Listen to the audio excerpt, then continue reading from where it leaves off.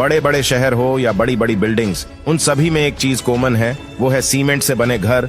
एक टाइम था जब लोग मिट्टी, लकड़ी और घास फूस से घर बनाया करते थे, लेकिन आज के टाइम में सीमेंट के बिना घर बनाने के बारे में सोच भी नहीं सकते।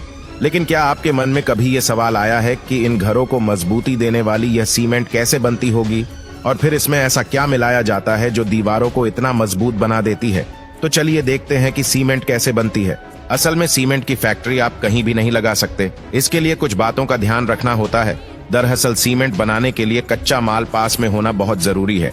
अगर इसे बनाने वाला सारा मटेरियल एक ही जगह मिल जाएगा तो प्रोडक्शन ज्यादा अच्छे से और कम दाम में हो जाएगा।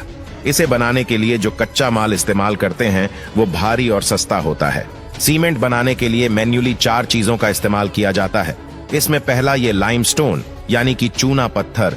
चूना पत्थर में कैल्शियम कार्बोनेट की मात्रा सबसे ज्यादा होती है। दूसरा है लेटराइट मिट्टी।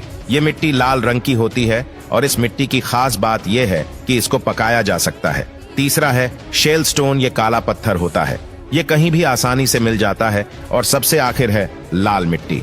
इसके अलावा सिलिका और एल्यूमिना का यूज भी किया जाता है। इसमें कोल का भी यूज किया जाता है। 1 टन सीमेंट के उत्पादन करने के लिए लगभग 250 ग्राम कोयले की जरूरत पड़ती है। जब आप कच्चे माल की बात समझ गए हैं तो ये भी जान लीजिए कि सीमेंट फैक्ट्री उन जगहों पर ही लगाई जा सकती है जहां पर एक इसकी डिमांड ज्यादा और दूसरा जहां चूना पत्थर अच्छे से अवेलेबल हो, क्योंकि चूना पत्थर सीमेंट प्रोडक्शन के लिए सबसे ज्यादा जरूरी कच्चा माल है और ये टोटल वेट का लगभग 60% तक होता है। इससे ट्रांसपोर्ट का खर्चा भी कम हो जाता है और सीमेंट इंडस्ट्रीज को काफी ज्यादा मुनाफा मिल जाता है। अब आपको बताते हैं कि आखिर ये बनता कैसे है। असल में सीमेंट बनाने के लिए सबसे पहले चूना पत्थर निकाला जाता है। चूना पत्थर बड़े बड़े पहाड़ों में मौजूद होता है। पहाड़ों में ये सब कच्चा मटेरियल पाने के लिए पहाड़ों में ब्लास्ट किए जाते हैं और इससे एक ही झटके में काफी बड़ा पहाड़ टूट जाता है, जिससे पहाड़ों के टुकड़े टुकड़े हो जाते हैं और फिर उनको ट्रक में लोड करके फैक्ट्रीज में लाया जाता है। इसके बाद इन चारों चीजों को एक एक करके क्रशिंग मशीन की तरफ ले जाया जाता है।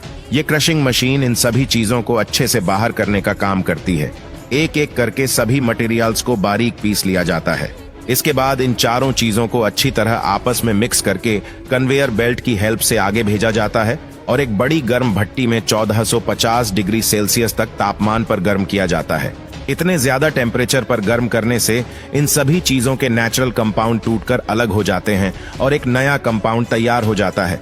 भट्टी से एक कंपाउंड बहुत ही बारीक छोटे टुकड़ों में निकलता है, जिसे खंगर या क्लीनकर कहते हैं। उसके बाद ही मटेरियल कूलर में आता है। इस कूलर में मटेरियल को 70 डिग्री सेल्सियस टेम्परेचर पर रखा जाता है।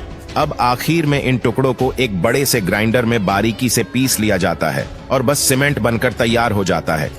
लेकिन इस सीमेंट के अगर खोल तैयार किया गया है तो इसे दीवारों पर लगाना पॉसिबल नहीं होगा, क्योंकि सीमेंट पानी मिलते ही सख्त हो जाता है और ऐसा ना हो इसीलिए सीमेंट में जिप्सम मिलाया जाता है ताकि सीमेंट पानी में भीगने पर सख्त ना हो जाए। एक बार जब सीमेंट बन जाता है तो बारी आती है पैकिंग की। दोस्तों, सीमेंट की पैकिंग का काम मशीनरी करती है और इसके लिए सीमेंट की पैकेट को मशीन में फिट कर दिया जाता है और फिर मशीन ऑटोमेटिकली सीमेंट के पैकेट में सीमेंट भर देती है।